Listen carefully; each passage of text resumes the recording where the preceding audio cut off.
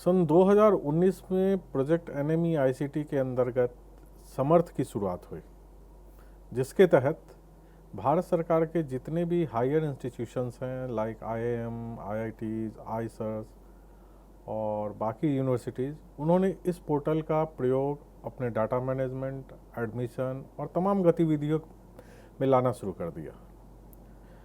नमस्कार, मैं हूं माधव चंद्रा और आज हमारे साथ स्टूडियो में उपलब्ध हैं डॉक्टर रुपेंद्र चौरसिया, जो senior system analyst doctor Hari Singh Gaur विश्वविद्यालय सागर और साथ में आईटी सेल के इंचार्ज भी हैं। और आज हमारे साथ स्टूडियो में समर्थ पोर्टल के बारे में बताने के लिए उपलब्ध हुए हैं, क्योंकि ये इनका एक्सपर्टाइज एरिया है और पूरे भारत में जिस तरीके से समर्थ ई पोर्टल के माध्यम से जो विश्वविद्यालयों की कार्यालयीन गतिविधियां हो रही हैं उसके बारे में हमें डिटेल बताएंगे। सर, आपका बहुत बहुत स्वागत है। धन्यवाद। क्योंकि ये सागर विश्वविद्यालय के लिए एक तरीके से नया आयाम है समर्थी पोर्टल, तो हम चाहते हैं कि आप इसके बारे में एक विस्तृत रूप से जानकारी दें, क्योंकि मुझे नहीं लगता कि आधे घंटे के एपिसोड में इसके बारे में हम पूरी जानकारी दे सकते हैं, हमें क्रमवार चलना पड़ेगा। लेकिन आज एक रूपरेखा की बात करते हैं कि समर्थ पोर्टल है क्या, काम कैसे करता है, इसकी शुरुआत कैसे हुई। समर्थ ईआरपी एक यूनिवर्सिटी ईआरपी है जिसका इनिशिएटिव मिनिस्ट्री ऑफ एजुकेशन और national mission in education through ICT के थ्रू किया गया है। इसका design and development institute of information and communication और university of south Delhi campus के थ्रू किया गया है। इस समर्थ ईआरपी का जो उद्देश्य है वो यूनिवर्सिटी की डिफरेंट वर्किंग मॉड्यूल्स को एक सिंगल प्लेटफॉर्म में डिजिटलाइज करने के लिए है। ये जो पेपर वर्क होते हैं और जो ट्रेडिशनल वर्क होते हैं उन सभी वर्क को ऑटोमेट करने के लिए इस ईआरपी को इंट्रोड्यूस किया गया मतलब है। ये एक कॉमन डिजिटल प्लेटफॉर्म है पूरे एक इंस्टीट्यूशन के लिए। बिल्कुल सही। मतलब तमाम गतिविधियों को इसी के माध्यम से कर सकते हैं, चाहे वो एडमिशन हो, चाहे रिक्रूटमेंट हो, या और भी गतिविधियां विश्वविद्यालय की हॉस्टल फैसिलिटीज़ हो, ये सब इसी के माध्यम से कंट्रोल होंगे। बिल्कुल। मैं इसके साथ एक वर्ड इसमें जो जुड़ा हुआ है ईआरपी। ईआरपी का मीनिंग होता है एंटरप्राइज रिसोर्स प्लानिंग। किसी भी बिजनेस या ऑर्गेनाइजेशन के लिए जो गतिविधि जो कार्य की ज़रूरत होती है उन सभी कार्यों को अलग अलग मॉड्यूल में ऑटोमेट किया जाता है और उन मॉड्यूल्स को फिर इंटीग्रेट करके एक प्लेटफॉर्म में लाया जाता है और इस पूरे प्लेटफॉर्म को ईआरपी कहा जाता है। जैसे कि समर्थ ईआरपी यूनिवर्सिटी ईआरपी है, तो ऑब्वियसली इसमें यूनिवर्सिटी से रिलेटेड डिफरेंट वर्क जो होंगे, जैसे कि यूनिवर्सिटी का अकाउंट सेक्शन, यूनिवर्सिटी में पढ़ने वाले स्टूडेंट का एडमिशन, एग्ज़ाम सिस्टम, उनका कॉन्वोकेशन, एलुमनाई, प्लेसमेंट और डिफरेंट जितनी भी गतिविधियां यूनिवर्सिटी में होती हैं उन सभी के इस समर्थ ईआरपी में टोटल 44 मॉड्यूल्स बनाए गए हैं। इन 44 मॉड्यूल्स में उन अलग अलग डिपार्टमेंट, सेक्शन या हम बोल सकते हैं सेल्स की गतिविधियां जो होती हैं उन सभी को ऑटोमेट किया गया है। बाद में इन सभी मॉड्यूल को इंटीग्रेट किया गया है और इसको क्लाउड में होस्ट किया गया है। इस तरीके से समर्थ ईआरपी टोटल ईआरपी है किसी भी यूनिवर्सिटी के लिए। समर्थ ईआरपी पूरी यूनिवर्सिटी के सभी मॉड्यूल्स को कवर करती है। इस ईआरपी की विशेषता यह है कि ये ओपन सोर्स है और ओपन स्टैंडर्ड है। जैसे कि मैंने बताया ये क्लाउड बेस्ड है। इसकी होस्टिंग ट्रेडिशनल सर्वर में नहीं की गई है।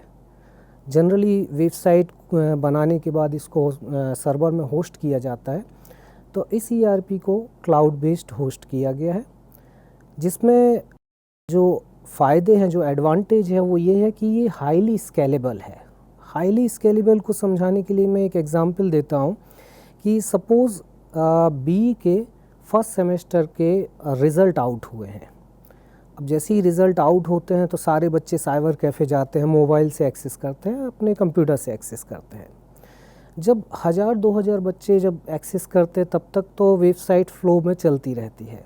जैसे ही उसमें रस बढ़ता जाता है तो ये वेबसाइट चोक करना चालू करती है और एक पॉइंट ऐसा आता है जहाँ पर वेबसाइट, जैसा हमने पहले भी देखा है कि जब भी कभी रिजल्ट आता है तो वेबसाइट काम नहीं कर रहा या सर्वर डाउन हो गया, या इवन आप रेलवे का टिकट पहले करने जाते थे तो एक प्राइम टाइम में रेलवे का सर्वर ही काम नहीं करता था। बिल्कुल सही। ये ट्रेडिशनल सर्वर में जब वेबसाइट होती है तो ये प्रॉब्लम आती है, बट क्लाउड सर्वर में यदि हम स्केलेबिलिटी फीचर को यूज़ करते हैं तो ये प्रॉब्लम नहीं आती।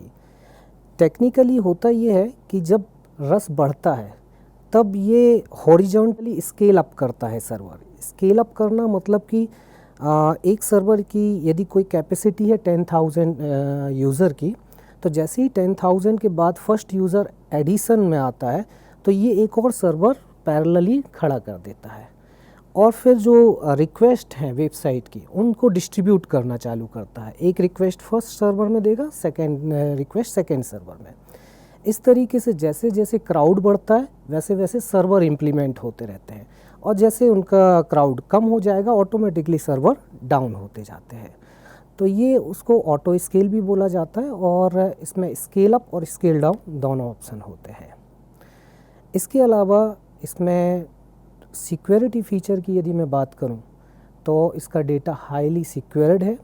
इसमें डिफरेंट टाइप के क्लाउड की जो सिक्योरिटीज़ होती हैं वो इम्प्लीमेंटेड है।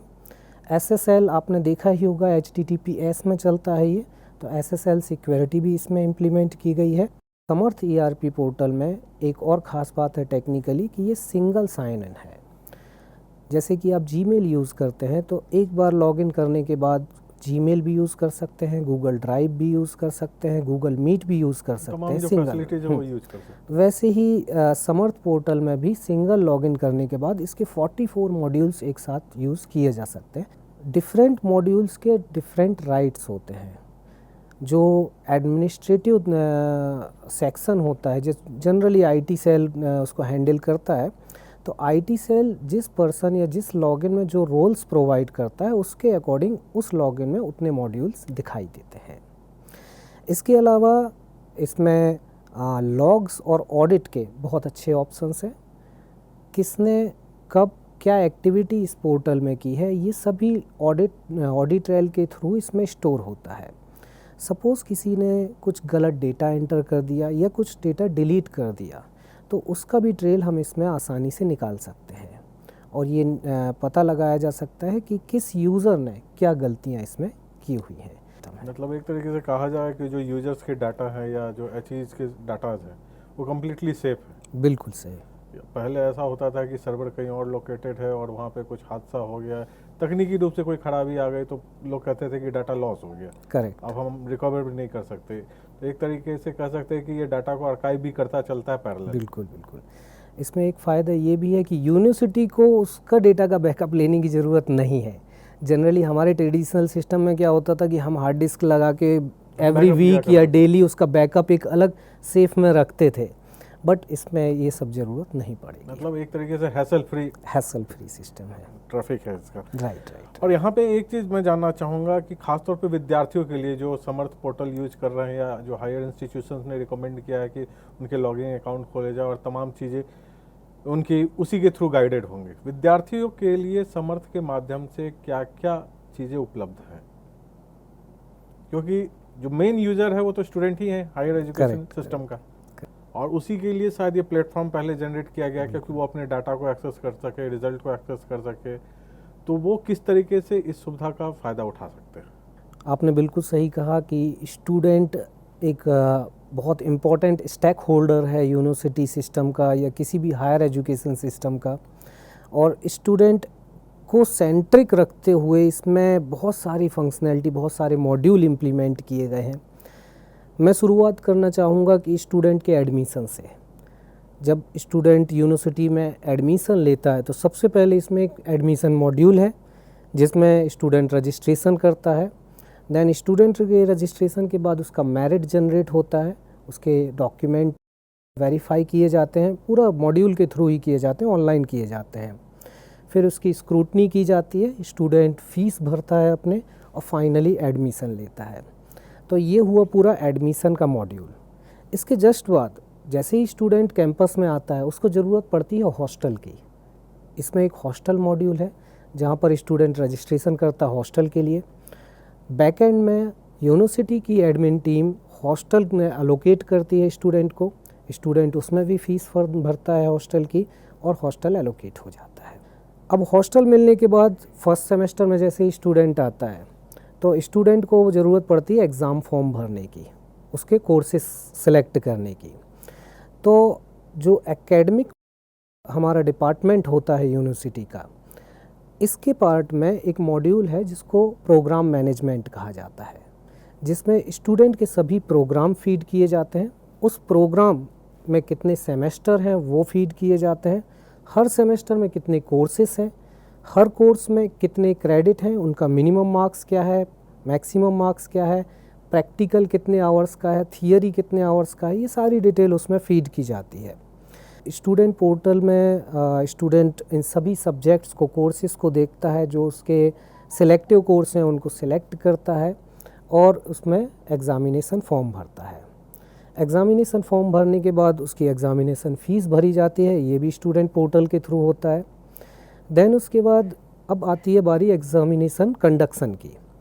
तो यूनिवर्सिटी की तरफ से बहुत सारी प्रिपरेशन की ज़रूरत होती है जब कोई एग्ज़ाम कंडक्ट कराना होता है, जैसे कि सेंटर का एलोकेशन कैसे करना है, सेंटर में कौन सुपरवाइज़र होगा, कितनी आंसर शीट भेजी जाएंगी, कितने क्वेश्चन पेपर प्रिंट होने चाहिए। तो ये सारे स्टैटिस्टिक समर्थ ERP में बैकएंड के थ्रू हम देखे जा सकते हैं और निकाले जा सकते हैं। तो ये सब जो काम है वो एग्ज़ामिनेशन मॉड्यूल में किया जाता है। अब एग्ज़ामिनेशन मॉड्यूल होने के बाद इसी तरीके से स्टूडेंट के जितने भी सेमेस्टर होते हैं वो कंप्लीट करता है। इन बिटवीन उसको बहुत सारी फैसिलिटीज़ की ज़रूरत पड़ती है, जैसे कि हॉस्टल में रूम चेंज करना है, जैसे कि उसको बीच में कोई सर्टिफिकेट चाहिए या डिफरेंट टाइप की फ़ीस जो डिपॉज़िट करनी है। ये सभी चीज़ों को एक अलग पोर्टल में इंटीग्रेट करके रखा गया है जिसको स्टूडेंट पोर्टल कहा जाता है। इसमें क्या तमाम चीज़ें, लाइब्रेरी, हॉस्पिटल और तमाम सुविधाएं अवेलेबल हैं?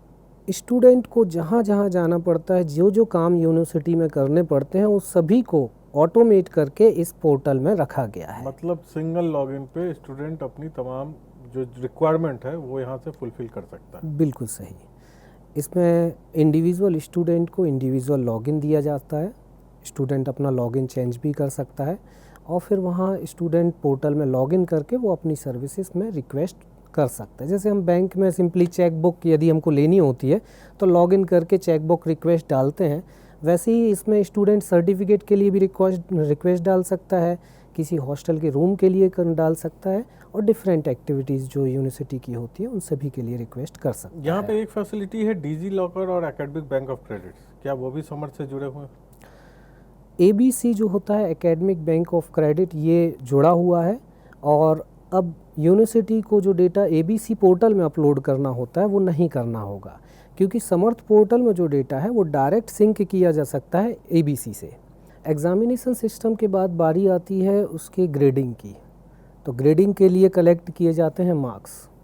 तो इस पोर्टल में mid marks, internal marks, practical marks और जो एक्सटर्नल मार्क्स हैं, इन सभी को कलेक्ट करने के लिए अलग अलग मॉड्यूल्स बनाए गए हैं, जिससे जो मिड मार्क्स हैं वो टीचर डायरेक्ट ही उसमें फीड कर सकता है। जो थियरी और प्रैक्टिकल के एक्सटर्नल मार्क्स हैं वो एग्ज़ामिनेशन सेल डायरेक्ट इनपुट दे सकता है उसमें। अब सभी मार्क्स कलेक्ट होने के बाद इन सभी को एवेल्यूट किया जाता है, वेरीफाई किया जाता है, वैलिडेट किया जाता है और फाइनल इसकी ग्रेडिंग होती है। ग्रेडिंग होने के बाद ऑब्वियसली इसको पब्लिश किया जाएगा स्टूडेंट को देखने के लिए। तो इसमें ये सिस्टम भी है जिससे हम पब्लिश कर सकते हैं और स्टूडेंट पोर्टल में जो मैंने अभी बताया कि स्टूडेंट का अपना लॉगिन है, तो स्टूडेंट के लॉगिन में वो अपना रिज़ल्ट देख सकते हैं।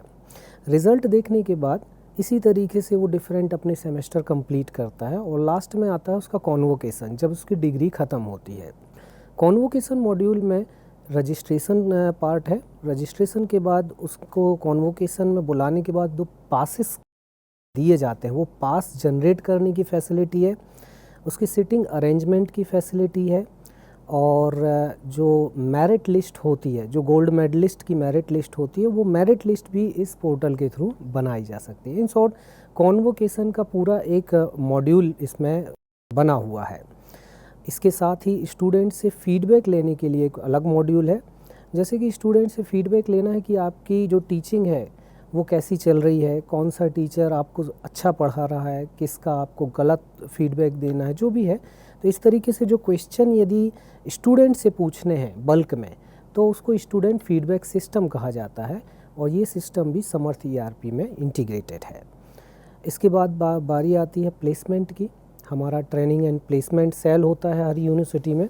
ट्रेनिंग एंड प्लेसमेंट सेल में कंपनियों को इनवाइट किया जाता है, कंपनियां अपने पैरामीटर्स देती हैं, उस पैरामीटर्स के अकॉर्डिंग स्टूडेंट को प्लेसमेंट के लिए बुलाया जाता है, इंटरव्यू कंडक्ट किए जाते हैं और फाइनली उसमें जितने स्टूडेंट सेलेक्ट होते हैं, फाइनल रिक्रूट होते हैं, उन सभी की लिस्ट जारी की जाती है। तो ये सिस्टम भी एक मॉड्यूल के तरीके से ट्रेनिंग एंड प्लेसमेंट मॉड्यूल नाम से इसमें है। एलुमनाई, यदि स्टूडेंट जब यूनिवर्सिटी से बाहर चला जाता है तब भी वो यूनिवर्सिटी से जुड़ा रहना चाहता है, एक लगाव होता है यूनिवर्सिटी के साथ, तो एक एलुमनाई मॉड्यूल बनाया गया है उसमें, जिसमें स्टूडेंट एक नॉमिनल फ़ीस के साथ रजिस्ट्रेशन कर सकता है और यूनिवर्सिटी के साथ जुड़ा रह सकता है। जो एलुमनाई मीट्स होते हैं यूनिवर्सिटी जो ऑर्गेनाइज़ करती है, उन सभी इवेंट्स में उनको इनवाइट किया जा सकता है। Then digital certificate, student university में जब रहता है या जब चला जाता है उसके बाद भी उसको कई टाइप के सर्टिफिकेट्स की ज़रूरत होती है।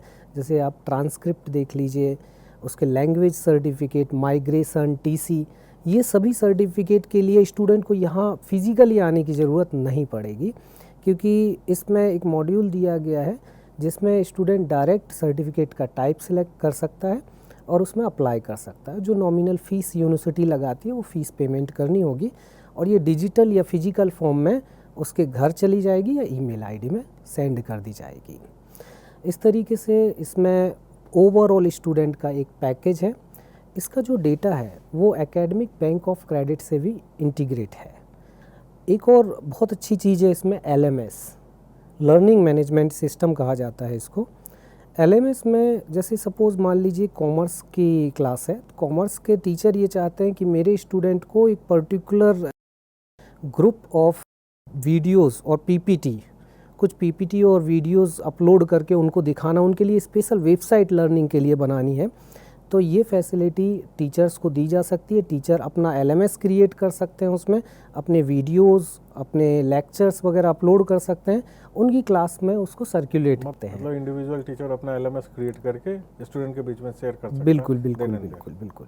इसमें इसकी ज़रूरत नहीं है कि IT सेल जाना पड़े और IT सेल से ये सारी चीज़ें हों, वो इंडिविजुअल अपने एंड में अपने PC या लैपटॉप से ये काम कर सकते हैं। मुझे लगता है कि स्टूडेंट को लॉगिन करने के बाद ज़्यादा समस्याएं नहीं आती होंगी। वो जो अगर वो वेबसाइट के प्रोटोकॉल को फॉलो करता चले तो तमाम चीज़ें उसमें इंडिकेट करती होंगी, वहाँ पे दिखाई देती होंगी उन्हें कि रिजल्ट सेक्शन कौन सा है, हॉस्टल सेक्शन कौन सा है, मेडिकल सिस्टम कौन सा है, तमाम चीज़ें उनके वहाँ पे सपोर्ट में है। तो जिस चीज़ को लॉगिन करेंगे या क्लिक करेंगे उस प्लेटफॉर्म पे वो पहुँच जाएंगे, उस सुविधा का एक्सेस कर सकते हैं। बिल्कुल। अब यहाँ पे एक और जो स्टेप है वो है HRM, ह्यूमन रिसोर्स मैनेजमेंट, सबसे महत्वपूर्ण हिस्सा होता है, जिसमें रिक्रूटमेंट से लेके तमाम गतिविधियां शामिल होती हैं विश्वविद्यालय की या किसी भी इंस्टीट्यूशन की। उसको कैसे हम मैनेज करते हैं? एम्प्लॉय को मैनेज करने के लिए यहाँ पर एक एम्प्लॉय मैनेजमेंट पोर्टल दिया गया है, जिसमें एम्प्लॉय की सारी इन्फॉर्मेशन ऑर्गेनाइजेशनल वे में स्टोर की जाती है। इसके बाद उसको यदि लीव लेनी है तो एक लीव मॉड्यूल क्रिएट किया गया है, जिसमें एम्प्लॉय अपने लॉगिन में जाकर लीव को अप्लाई कर सकता है। एक हायरार्की के थ्रू ये अप्रूवल होता है लीव का और फिर उसको कंफर्मेशन आ जाता है कि भाई आपकी लीव सैंक्शन हो चुकी है। देन बात करते हैं पेरोल सिस्टम का। तो एवरी एम्प्लॉय की जो पेरोल है, जो सैलरी है, वो यहाँ इसी मॉड्यूल से बनती है। इस मॉड्यूल में उसकी पे स्केल कॉन्फ़िगर की जाती है, उसका जो ग्रेड पे है, ये सारी चीज़ें जो बेसिकली HR डिपार्टमेंट करता है वो सारी चीज़ें कॉन्फ़िगर करता है। एक सैलरी बिल क्रिएट करता है और सैलरी बिल भेजता है फिर अकाउंट को, और अकाउंट डिपार्टमेंट उसको एग्जीक्यूट करके सैलरी सभी के इंडिविजुअल अकाउंट में ट्रांसफ़र करते हैं। तो पेरोल सिस्टम भी इसमें इंटीग्रेट है। देन इसके बाद यदि बात करते हैं प्रमोशन की, तो करियर एडवांसमेंट सिस्टम जो है हमारा, करियर एडवांसमेंट मैनेजमेंट, तो इस सिस्टम में क्या होता है कि जो टीचिंग स्टाफ होता है वो अपनी प्रोफाइल उसमें भरता है। प्रोफाइल भरने के बाद इसमें डिफरेंट लेवल में इन प्रोफाइल के वेरिफिकेशन होते हैं, और IQAC डिपार्टमेंट यदि यूनिवर्सिटी में है तो IQAC डिपार्टमेंट इसको पूरा अप्रूव करती है और कॉम्पिटेंट अथॉरिटी तक जाता है ये। वंस इट अप्रूव, देन उसको जो प्रमोशन चैनल है उसके थ्रू उसको प्रमोट कर दिया जाता है। यदि मैं बात करूं नॉन टीचिंग स्टाफ की, तो जनरली हमारे में अपार चलता है, तो अपार मैनेजमेंट भी इसमें किया जाता है। तो जो पहले अपार या एसीआर कागज़ में भरा जाता था, क्या वो ऑनलाइन ही भरा जाएगा? एग्जैक्टली अभी ये सारे काम ऑनलाइन ही किए जाएंगे। In addition employ management system में मैं ये बताना चाहता हूँ कि नॉलेज बेस्ड मैनेजमेंट सिस्टम भी है इसमें, जिसमें हर एम्प्लॉय अपना नॉलेज का जो उसने गेन किया है, जो अचीवमेंट गेन किया है, जैसे कि रिसर्च पेपर लिखे हैं कुछ लोगों ने बुक्स लिखी हैं, कुछ लोगों ने पेटेंट कराए हैं, जो भी काम किए हैं, तो इन सभी चीज़ों को नॉलेज बेस्ड मैनेजमेंट सिस्टम में अपलोड किया जा सकता है, जिससे एक रिपोजिटरी क्रिएट होती है, जिससे यूनिवर्सिटी का टोटल नॉलेज सिस्टम दिखाई देता है। इसके बाद ट्रेनिंग ऑफ ट्रेनीज़ भी है। यदि कोई टीचर बोलता है कि मुझे नया एक सिस्टम आया हुआ है, उसकी ट्रेनिंग चाहिए, तो टीचर उसकी रिक्वेस्ट कर सकता है अपने सिस्टम से कि सपोज़ एक आर्टिफिशियल इंटेलिजेंसी की एक बात करता हूँ कि एआई में एक नया सिस्टम आया, उसकी मुझे ट्रेनिंग चाहिए है, तो ये जो रिक्वेस्ट है वो हायर अथॉरिटी तक जाता है। हायर अथॉरिटी फिर अपॉइंट करती है अदर ऑर्गेनाइजेशन के एक्सपर्ट को, और वो एक्सपर्ट आके आपके ऑर्गेनाइजेशन में जो रिलेटेड टीचर्स हैं या रिलेटेड एम्प्लॉय हैं उनको ट्रेनिंग प्रोवाइड करते हैं। तो ये भी मॉड्यूल इसमें इम्प्लीमेंट किया गया है। और रिक्रूटमेंट प्रोसेस का कैसे है समर्थ पोर्टल पर? रिक्रूटमेंट प्रोसेस इसमें रजिस्ट्रेशन प्रोसेस है सबसे पहले, जिसमें रजिस्ट्रेशन का एक लिंक दिया जाता है हमारी वेबसाइट में। जो भी कैंडिडेट हैं वो अपना रजिस्ट्रेशन करते हैं, उसमें टीचिंग हो या नॉन टीचिंग एम्प्लॉय हो। रजिस्ट्रेशन के बाद उसका फ़ीस जो होता है वो पेमेंट गेटवे के थ्रू लिया जाता है। फ़ीस लेने के बाद ये सारा डेटा बैकएंड में एडमिन साइड जो रिक्रूटमेंट सेल है उनको दिखाई देता है। यहाँ पर रिक्रूटमेंट सेल हर एक कैंडिडेट के सारे डॉक्यूमेंट वेरीफाई करती है, स्क्रूटनाइज करती है उसको, देन उसके बाद इंटरव्यू कंडक्ट कराती है। इंटरव्यू कंडक्ट कराने के बाद जो फाइनल राउंड में जो कैंडिडेट सेलेक्ट होते हैं उनकी लिस्ट पब्लिश होती है। तो ये सारी चीज़ें स्टेप बाय स्टेप इस मॉड्यूल रिक्रूटमेंट मॉड्यूल में दी गई हैं। एक बात और जो फाइनेंस इम्प्लीमेंटेशन से मैं पूछना चाहता था आपसे कि जैसे स्टूडेंट फॉर्म भरते हैं, पेमेंट करते हैं, रिक्रूटमेंट के फॉर्म भरते हैं, पेमेंट करते हैं, तो पेमेंट गेटवे इम्प्लीमेंटेशन कैसे समर्थ हैंडल करता है? पेमेंट गेटवे एक्चुअली समर्थ हमको पेमेंट गेटवे नहीं देता, पेमेंट गेटवे हमको समर्थ को देना होता है। तो जो ऑर्गेनाइजेशन है वो अपनी कन्वीनियंट के अकॉर्डिंग कोई भी पेमेंट गेटवे ऑप्ट कर सकता है, चाहे वो सीसी एवेन्यू हो, बिल डेस्क हो, एचडीएफसी हो, पेटीएम हो, डिफरेंट टाइप के पेमेंट गेटवे आजकल मार्केट में है। जो भी ऑर्गेनाइजेशन जो पेमेंट गेटवे चाहता है वो इंटीग्रेट करा सकता है समर्थ में। उसके लिए क्या करना होता है, अपने जो बैंक है, चाहे आपका एसबीआई, सपोज मैं लेता हूँ एग्जांपल में एसबीआई को लेता हूँ यदि, तो एसबीआई बैंक को उस पेमेंट गेटवे, दूसरा पेमेंट गेटवे में सीसी एवेन्यू लेता हूँ मैं, तो एसबीआई और सीसी एवेन्यू इन दोनों के साथ मीटिंग करके पेमेंट गेटवे का इंटीग्रेशन सबसे पहले बैंक के साथ कराना होता है। और एक बार बैंक के साथ हो जाता है, देन सीसी एवेन्यू आपको एक किट देता है, ऑर्गेनाइजेशन को एक किट देता है जिसमें कुछ कोड होते हैं, जिसमें मर्चेंट आईडी होती है, कुछ एनक्रिप्टेड कीज़ भी होती हैं। ये पूरी किट आप समर्थ टीम को देते हैं और समर्थ टीम एक पर्टिकुलर टाइम लिमिट में उसको हम आपके पोर्टल में इम्प्लीमेंट कर देते हैं। समर्थ पोर्टल में एक ये भी खास बात है कि मल्टीपल पेमेंट गेटवे आप इसमें इंटीग्रेट कर सकते हैं। जैसे आप IRCTC वेबसाइट में टिकट बुक की होगी तो मल्टीपल पेमेंट गेटवे के ऑप्शन होते हैं उसमें के, वैसे ही आप मल्टीपल पेमेंट गेटवे इसमें भी करा सकते हैं कि यदि स्टूडेंट का सीसी एवेन्यू से पेमेंट नहीं हो रहा तो वो बिल डेस्क के थ्रू कर सकता है या पेटीएम के थ्रू कर सकता है। तो इस तरीके से ये प्रोसीजर है पेमेंट गेटवे इंटीग्रेट कराने की। एक और महत्वपूर्ण सवाल ये है कि किसी भी इंस्टीट्यूशन को अगर अपने यहाँ समर्थ पोर्टल को लागू करना है या समर्थ की फैसिलिटीज़ को लागू करनी है तो उसके लिए क्या प्रोसेस को अपनाना होगा? बहुत अच्छा क्वेश्चन है, क्योंकि सभी यूनिवर्सिटी आज चाहती हैं कि समर्थ जो ERP हो उनके वहाँ भी इम्प्लीमेंट हो। तो समर्थ ERP को इम्प्लीमेंट कराने के लिए सबसे पहले ऑर्गेनाइजेशन की जो हायर अथॉरिटी है, लाइक यूनिवर्सिटी की यदि मैं बात करूं तो रजिस्ट्रार लेवल से एक मेल जाना चाहिए। जो मेल आईडी स्क्रीन में आपके डिस्प्ले हो रही है उस मेल आईडी में एक मेल जाएगा। देन समर्थ टीम आपको डायरेक्ट कांटेक्ट करेगी, एक प्री रिक्विजिट सेशन वो अरेंज करते हैं। ये एक ऑनलाइन वर्चुअल सेशन होता है जिसमें समर्थ टीम आपको ये समझाती है कि समर्थ पोर्टल है क्या और समर्थ पोर्टल कैसे इम्प्लीमेंट करना है और उसके प्री रिक्विजिट क्या है। प्री रिक्विजिट की यदि मैं बात करता हूँ तो सबसे पहले यूनिवर्सिटी या ऑर्गेनाइजेशन को उसका एक नोडल ऑफिसर अपॉइंट करना होता है। मतलब ये उस इंस्टीट्यूशन की अपनी रिक्वायरमेंट है उसकी तरफ से। करेक्ट। ये इंस्टीट्यूट को फर्स्ट ऑफ ऑल क्या डेटा या क्या इन्फॉर्मेशन समर्थ टीम को देनी होगी उसको मैं प्री रिक्विजिट बोल रहा हूँ कि इतनी चीज़ें एटलीस्ट होनी चाहिए तो हम स्टार्ट करेंगे काम। पहले आपको एक अपना होमवर्क करना पड़ेगा। Correct correct. तो ये जो होमवर्क की बात हो रही, तो होमवर्क में पहला होमवर्क ये है कि आपको नोडल ऑफिसर अपॉइंट करना होगा। जनरली यूनिवर्सिटी में रजिस्ट्रार ही नोडल ऑफिसर होते हैं। दूसरा, आपको आपके यहाँ पर जो ऑर्गेनिग्राम है और ऑर्गेनाइजेशन यूनिट्स हैं उन सभी की इन्फॉर्मेशन देनी होगी, अपलोड करनी होगी उसमें। तीसरा, आपको एक कमिटी बनानी होगी, समर्थ इम्प्लीमेंटेशन कमिटी।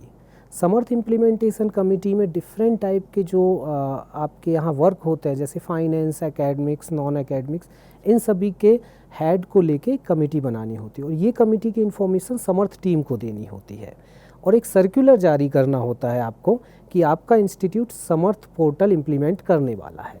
तो ये कुछ प्री रिक्विजिट हैं जो आपको पहले करने होते हैं। सर यहाँ पे एक चीज़ और जो मैं जानना चाहता हूँ कि क्या कोई और भी मॉड्यूल्स हैं समर्थ में जो सबको जानना चाहिए, एकेडमिक्स, नॉन एकेडमिक स्टूडेंट, मतलब जो जानकारी में होनी चाहिए? जैसे कि मैंने बताया कि समर्थ में 44 मॉड्यूल्स हैं और कंटिन्यूस इसको बढ़ाया जा रहा है।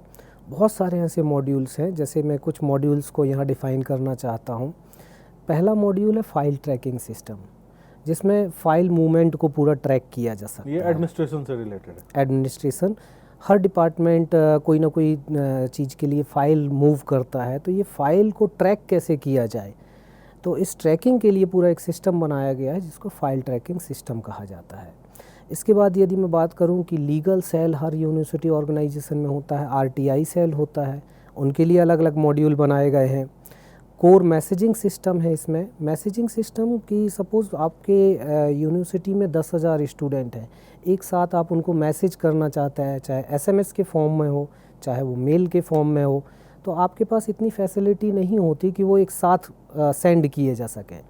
तो समर्थ ईआरपी एक अलग मॉड्यूल इसके लिए प्रोवाइड करता है जिससे आप बल्क में मैसेजिंग कर सकते हैं। इवन स्टूडेंट के ग्रुप क्रिएट कर सकते हैं कि कॉमर्स के स्टूडेंट अलग हैं, इंजीनियरिंग के स्टूडेंट अलग हैं, पर्टिकुलर ग्रुप में मैसेजिंग कर सकते हैं। तो ये सारी फैसिलिटी इसमें है।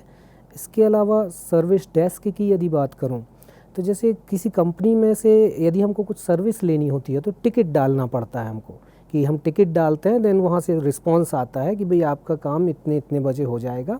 वैसे ही ये सिस्टम हम यूनिवर्सिटी में भी इम्प्लीमेंट कर सकते हैं सर्विस मैनेजमेंट सिस्टम के थ्रू।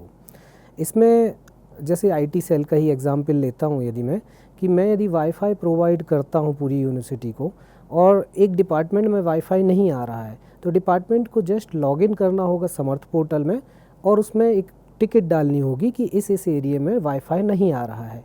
आईटी सेल इसको मॉनिटर करेगा और किसी जो टेक्निकल पर्सन है उसको वहाँ भेज के रिजॉल्व कराएगा। तो ये टिकट इंस्टेंटली मैसेज पहुँचता है उस कंसर्न डिपार्टमेंट को या कंसर्न सेल को? बिल्कुल, ये रियल टाइम प्रोसेस है। जैसे ही वहाँ पर पोर्टल में अपलोड करेंगे वैसे ही यहाँ पर डिस्प्ले होगा, प्लस एक मेल जो एचओडी है, जैसे इंचार्ज आईटी सेल है, उनकी मेल आईडी में भी आ जाएगा। इसके साथ बात करूँगा मैं कि यूनिवर्सिटी सिस्टम में डिफरेंट टाइप की कमिटीज़ होती हैं और डेली मल्टीपल मीटिंग्स होती हैं, तो इन सभी को कैसे मैनेज किया जाए, सभी को कैसे एक प्लेटफॉर्म में लाया जाए कि पर्टिकुलर डेट में, पर्टिकुलर ईयर के पर्टिकुलर डेट में कौन सी मीटिंग हुई थी, उसकी मिनट्स क्या है, उसका रिजोल्यूशन क्या आया था। तो इसके लिए भी एक मॉड्यूल बनाया गया है, minutes archival system. Health management system यदि आपकी यूनिवर्सिटी में है तो हेल्थ मैनेजमेंट सिस्टम उसका इससे मैनेज हो सकता है। स्पोर्ट्स मैनेजमेंट, आपका सिक्योरिटी मैनेजमेंट, और एसेंशियल सर्विस में भी काफ़ी सारे मॉड्यूल है। जैसे यदि गेस्ट हाउस है तो गेस्ट हाउस में गेस्ट डायरेक्ट रिक्वेस्ट कर सकता है रूम के लिए। जैसे होटल में हम होटल को बुक करने के लिए रिक्वेस्ट करते हैं, वैसे ही गेस्ट हाउस को भी रिक्वेस्ट किया जा सकता है इस मॉड्यूल के थ्रू। कॉन्फ्रेंस हॉल है, कॉन्फ्रेंस हॉल पर्टिकुलर कब किसको दिया जाना है तो ये भी इसमें मैनेज किया जा सकता है। एफिलिएशन मैनेजमेंट मॉड्यूल है इसमें। यदि आपकी यूनिवर्सिटी में हंड्रेड्स ऑफ कॉलेज एफिलिएट हैं तो ये सभी कॉलेज की इंफॉर्मेशन एफिलिएशन मैनेजमेंट पोर्टल के थ्रू इसमें स्टोर की जा सकती है। ग्रीवेंस सेल है और एस्टेट मैनेजमेंट है। आपकी यूनिवर्सिटी में जो भी बिल्डिंग्स हैं उन सभी की इंफॉर्मेशन इसमें डाली जा सकती है। रेसिडेंस एलोकेशन है, यदि एम्प्लॉई आपके वहीं पर रहते हैं तो रेसिडेंस किसको कौन सा एलोकेट किया गया है, तो ये सभी चीज़ें इसमें मैनेज की जा सकती हैं। और जैसे कि मैंने बताया था KPI, की परफॉर्मेंस इंडेक्स, इस इंडेक्स के थ्रू गवर्नमेंट हमारी एक्टिविटी को और हमारे परफॉर्मेंस को मॉनिटर करती है, तो इसका भी एक अलग मॉड्यूल इसमें बनाया गया है। तो ये कुछ मॉड्यूल हैं जो सभी को यूज़ करने चाहिए, बहुत एसेंशियल मॉड्यूल्स हैं ये सब। जो सबसे इम्पोर्टेंट हिस्सा है वो यूनिवर्सिटी एडमिनिस्ट्रेशन का है, और उस एडमिनिस्ट्रेशन में आता है सबसे पहले फाइनेंस, क्योंकि उसमें विश्वविद्यालय के पास सैलरी ग्रांट भी है, रिसर्च ग्रांट भी है, और भी कई तरह के फंड मिनिस्ट्रीज की तरफ से मिलते हैं। तो इन चीज़ों को कैसे समर्थ के थ्रू विश्वविद्यालय मैनेज करता है? अकाउंट के लिए समर्थ ERP में कुल 4 मॉड्यूल इंटीग्रेट किए गए हैं, जिसमें से सबसे पहला मॉड्यूल है बजट एंड अकाउंटिंग। और यूनिवर्सिटी का बजट डिस्ट्रीब्यूट किया जाता है डिफरेंट सेक्शन डिपार्टमेंट्स, जो भी यूनिवर्सिटी के पार्ट्स होते हैं, ऑर्गेनाइजेशन यूनिट्स होते हैं, उन सभी में बजट को डिस्ट्रीब्यूट किया जाता है।